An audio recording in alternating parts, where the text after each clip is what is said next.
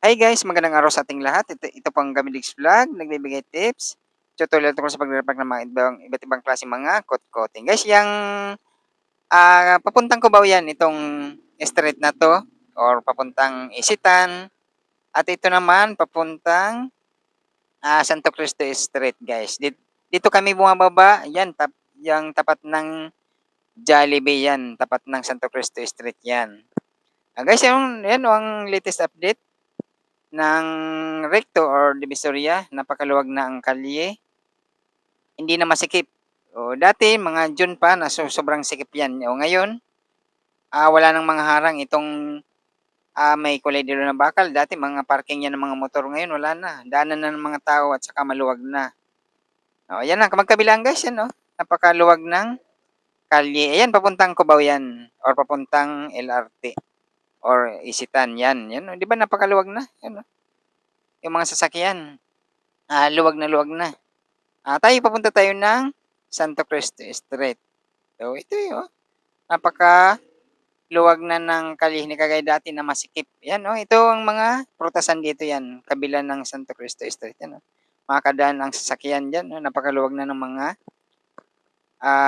kalsada. At sa mga pwesto guys, yan, oh, nasa kanang banda, dati mga panindayan, ngayon wala na, nasa kaliwang gilid ng mga nagtitinda. At saka, may mga pwesto pa rin naman sila, yung mga vendors.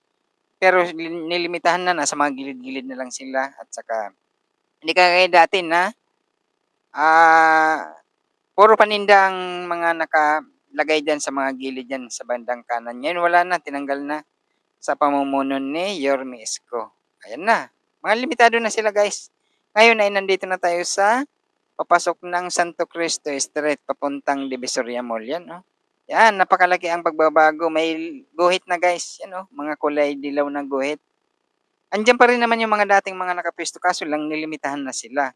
Yan, mga nasa gilid na mismo sila ng mga building. Kasi dati kasi malaki ang sinasakop nilang kalsada ng mga vendors. Ngayon, nilitan na. O, dito tayo na mimili guys ng mga kutkutin dyan, no? Katabi ng Metrobank na yan. May pisto dyan ng mga manihan. Diyan kami namimili lahat ng mga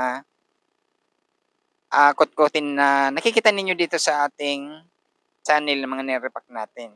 Ito papuntang Divisoria Mall ito guys, itong street na to. Yan, no? Makikita mo ang luwag na ng kalsada. Pwede na nga makadaan kabilaan or magkasalubong ang mga sasakyan, no? Dati yung sikip-sikip dito ang pag nagdaan nga yung mga tao at saka yung sasakyan, wala na. Ang hirap na makadaan.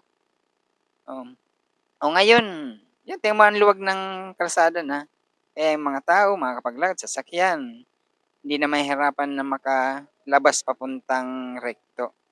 Itong nilalakad natin guys, papunta tayong Divisoria Mall.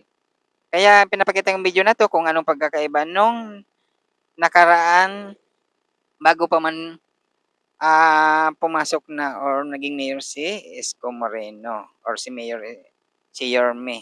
Ayan na, oh. Limitado na ang kanilang mga pwesto guys. Yan, oh, may guhit na. Kaya pag lumagpas ka dito sa guhit ng dilaw, siguro hulihin na. Hulihin. Kaya may mga limit lang sila. Yung may mga pwesto dyan guys. Yung mga stocks nila, kailangan meron silang mga bodega. Na ngayon guys, yan, oh. Kaya ganito maraming mga yung mga paninda, may mga tabing kasi ang lakas ng ulan dito, hangin. Kaya ganun ang hindi masyadong lumabas yung mga tao guys kasi sobrang lakas ng hangin at saka ulan sa Kamaynilaan. Ito guys, papunta tayo ito guys, tingnan mo na ang luwag ng kalye na. Ang laki ng pinagbago. Dati yung sikip dito kasi ang mga vendors noon paluwagan or palakihan ng mga pwesto. Ngayon, limitado na sila. Hindi naman sila tinanggalan ng pamumuhay pero may limit lang para lahat pantay-pantay ang may naghanap buhay or yung mga dumadaan din para para-parehas ang mga naghahanap buhay at saka yung mga tao din. Ito, babalik lang tayo guys sa umpisa ng ating pinasukan dati sa kalye. Pumasok lang tayo sa loob ng building. Yan. Ang mga pisto na nasa loob ng building guys. Yan. Ito.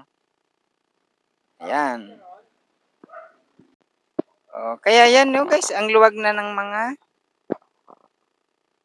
daanan ng tao at saka ng sasakyan. 'Yan ang kagandahan ng, nalilimitahan din ang mga vendor sa kanilang mga puwesto para, maluwag ang mga dinadaan ng mga sasakyan at saka lahat nakapaghanapbuhay din sila at saka para pantay-pantay lahat ng mga tao, yung mga dumadaan, yung mga namimili, yung mga nagtitinda, o pare-parehas ang, paghahanapbuhay. Oh, 'yan 'no. Ito yung dinaanan natin kanina guys sa kalsada, yun nasa bandang kaliwa lang, katabi lang 'yan nitong mga puwesto na 'to. Kaya yung ibang may puwesto sa labas sa kalsada, andito sa loob ang karugtong ng kanilang mga paninda.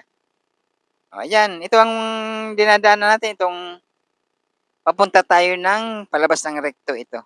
Nasa loob lang or nasa mga building 'to guys, ito loob ng building na gilid ng kalye or ng kalsada. 'Yan, nandito sa loob yung mga, customer kasi sa malakas yung ulan, hindi makaano dun sa may kalsada. Dito kaya ang mga tao nandito sa loob ng mga puwesto sa may building, ayan. Oh, ito. Pero kung hindi maulan sa Maynila, punong-puno ang mga mamimili dito guys, ang dito, itong mga puwesto na 'to. Kasi andito na lahat sa Santo Cristo itong mga paninda.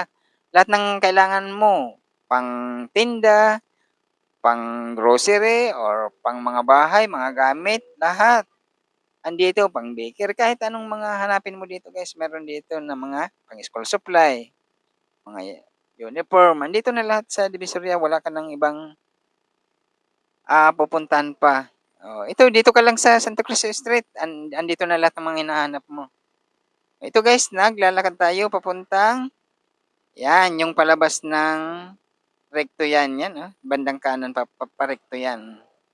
At saka ito naman yung kanina yung video natin na pinasukan natin, dito tayo, ah, naglakad. Guys, nagpapasalamat ang God Vlog sa lahat ng mga nanood at saka mga subscribers. Thank you guys at sa lahat ng mga viewers. Maraming salamat sa inyong lahat. Thank you guys. Bye.